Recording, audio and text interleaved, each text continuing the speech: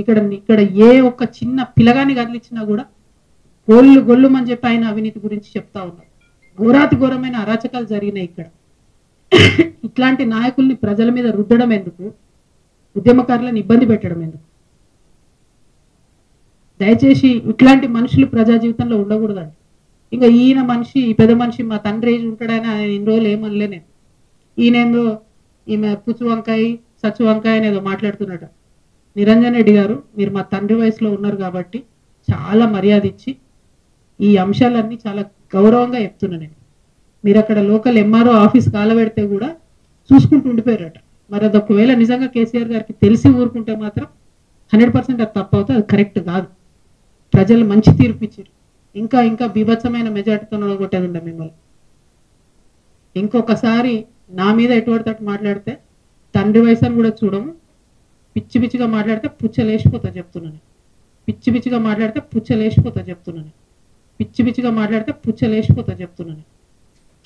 సిన్సియర్గా సీరియస్గా ప్రజల సమస్యల మీద మాట్లాడుకుంటూ తిరుగుతుంటే ఎందుకంత భయం అవుతుంది మీకు? మీరు అంత తెలివితేటలు ఉన్నోళ్ళు అయితే, అంత గొప్పోళ్ళు అయితే, కేసీఆర్ గారు మీకు వ్యవసాయ శాఖ మంత్రి ఇస్తే ఎంత పని చేయాలి కాన్స్టిట్యున్సీకి? ఇట్లా పీడించుకొని తింటారా?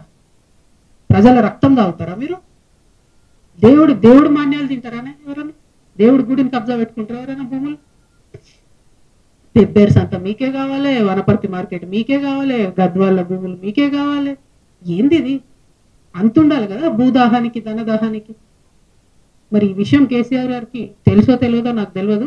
నేనైతే బలంగా ఇప్పటి వరకు తెలియదని అనుకుంటున్నాను. ఇప్పుడు మీ ద్వారా తెలియజేస్తున్నా, ఇటువంటి నాయకుల్ని ఏ పార్టీ కూడా సహకరించొద్దండి, కరెక్ట్ కాదు. అరే ఒక్కొక్కరు విషయం చెప్తుంటే 32 మంది బీసీ బిడ్డల మీద కేసులు పెడతారండి. ఒక్కసారి కాదు, 2 సార్లు జైలుకు పంపించారు ఒక్కొక్కరిని. అయితే ఏమన్యాయం ఇది? ఏమన్నా రాచరికమా? ఊరేస్తారా ఎందుగా నెక్స్ట్? మళ్ళా మీరు ఇంకా నా మీద మాట్లాడు.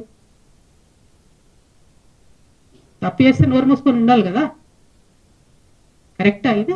ఇట్లాంటి వాటిని సహకరించడం ఏ పార్టీలకు కూడా కరెక్ట్ కాదు.